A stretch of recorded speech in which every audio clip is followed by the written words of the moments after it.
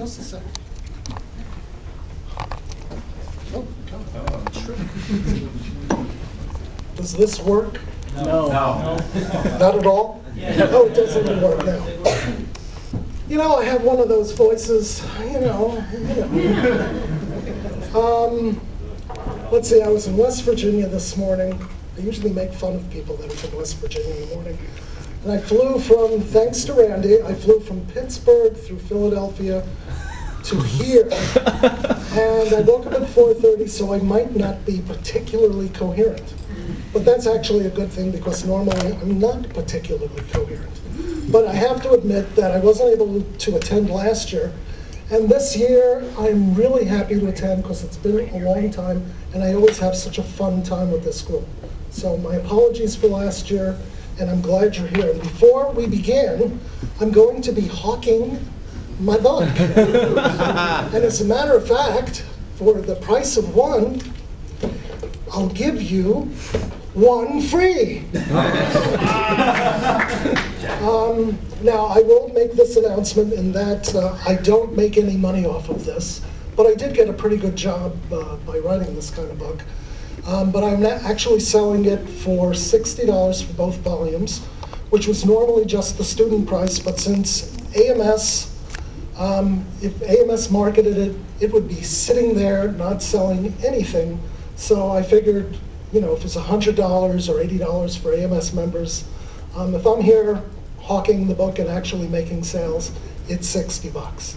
So anybody who wants to, at the end of this presentation that I think I'm going to do, I think according to Randy, this was supposed to be announced. Ta-da! See, what actually happened originally is that, now that I'm sort of done with this winter weather thing, I'm not completely done, but in terms of the position, I actually had written some things on tropical cyclones. And I thought, but there were northeast tropical cyclones, it's good stuff. I thought I would present some of that, but Randy said, no. You did.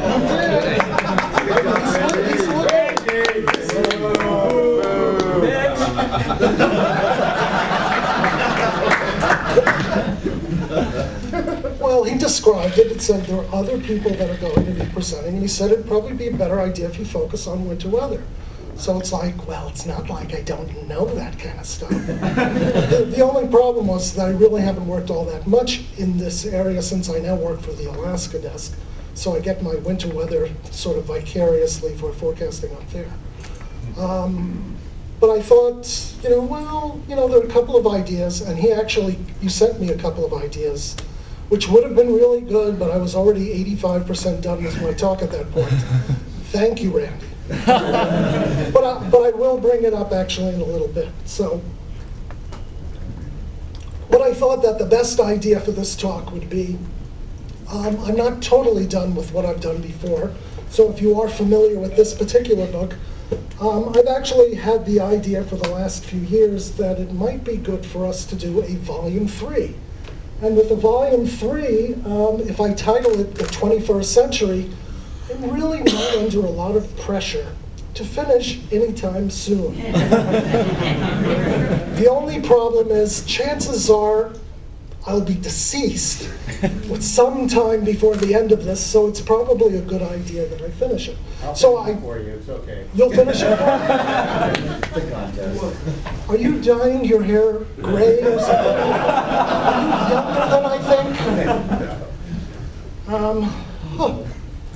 So, I what usually takes me to get involved with these books, and it happened once before, I put some stuff together and I thought, well, I wrote one book with Louis that was published in 1990, but it was like, it didn't have all the stuff I really wanted to put in. So I started working on this tropical cyclone book, and then around 1996, lo and behold, it snowed really hard. We had a really big storm, and it just sort of got my attention focused back like, I don't want to do tropical cyclones, let's do another book.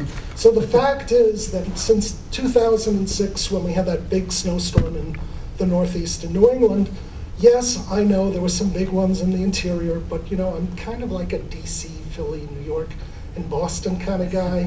You guys that live up in Albany and you know, Scranton, Pennsylvania.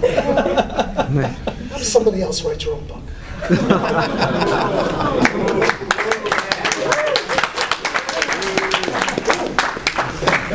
Well, I could be convinced, I guess. They get enough snow.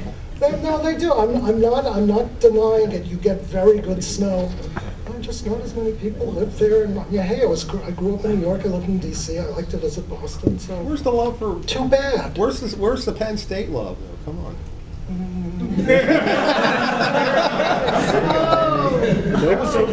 Okay. It's time to move on. Jeez. Rough crowd. Good, yeah, it is. This is tougher than I thought. Well, thank you. It's been a pleasure, and I will see you later. All right, I do have to finish this. All right, so I did put together a talk after all. It does have a title. It'll sort of be mostly about that, but let's see if this works. Where do I have to? There's the arrow buttons. Well, there's a bunch of arrow buttons. Wait a minute, let me try that. Classic Junker can help you. Yeah. Hey, what's the sound there? I don't know something. There. The lower one to go forward? It's the one that goes down. Yeah. Okay.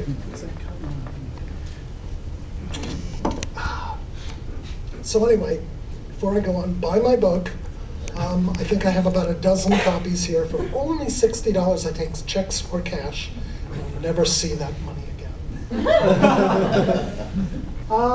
Okay, so anyway, this book is really just in formulation times. Some ideas. I want to do. I wish this thing would move. Maybe I can stand like this. That's better. I like that a lot better. I'll turn around too. I'm very interested in what's happening to snowfall and snowstorms in the 21st century because there's this little issue called like global warming that depending on what party affiliation you either believe or don't believe. And I can get into a really nasty discussion, but I won't. After some initial skepticism about 15, 20 years ago, I really come around to the side based on what I'm seeing. You know, it's like I can prove for myself that we are warming and, you know, things happen to snowfall and snowstorms. Have there been changes? I wanted to do something a little more, quote unquote, scientific. So some of this talk will be sort of starting on that case. And then I'd like to go into some of the cases now that the first decade of the 21st century is coming to an end, kind of put it in perspective since I grew up like in the 60s. And if it weren't for the 60s, I wouldn't be doing this kind of stuff. I'd be like a boring accountant or something like that. So I have an impression, actually my time on the Weather Channel was mostly spent during this period, just kind of putting this decade into like, well, how does it compare with respect to the 90s, 80s, 70s, et cetera.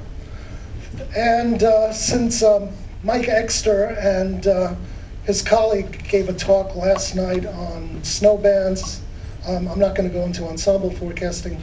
That's also an idea that I think would be appropriate, unless by the time I finish this book, science has completely changed because I'm 90 years old and I still haven't gotten it done. But right now, that's probably the area I'll focus on.